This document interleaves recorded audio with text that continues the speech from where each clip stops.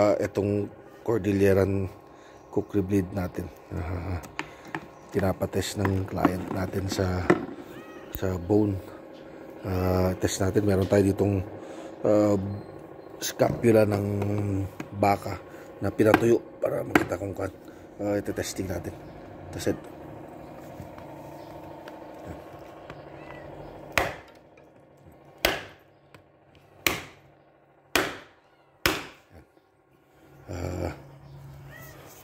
natin siya.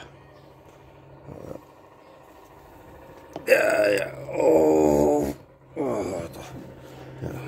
Malinis yung cut na, hindi yung nadurog yung bone.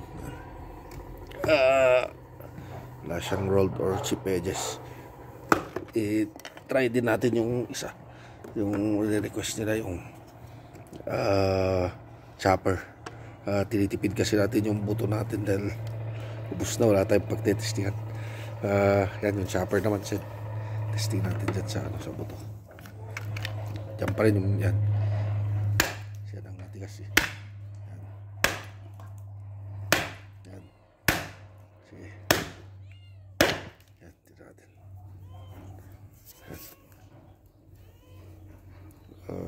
Yan yung lang chip or rolled edges.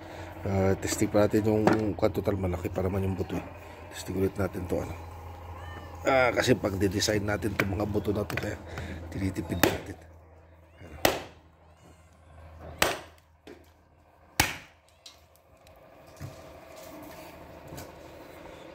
I-try din natin sa wood.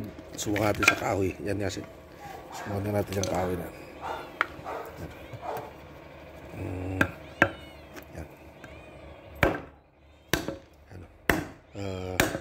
against the grain para makita natin yung ano.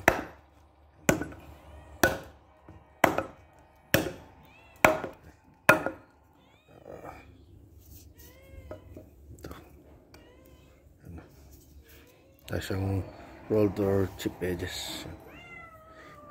Testingin din natin yung yung kanina yung nagamit na chopper dun sa sa kahoy against the grain ulit para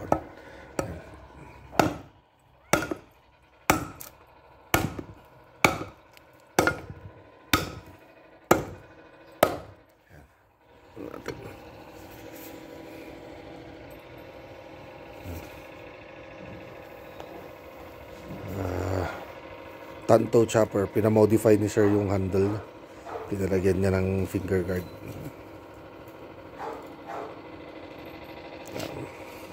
Tapos yung Cordilleran cookery natin.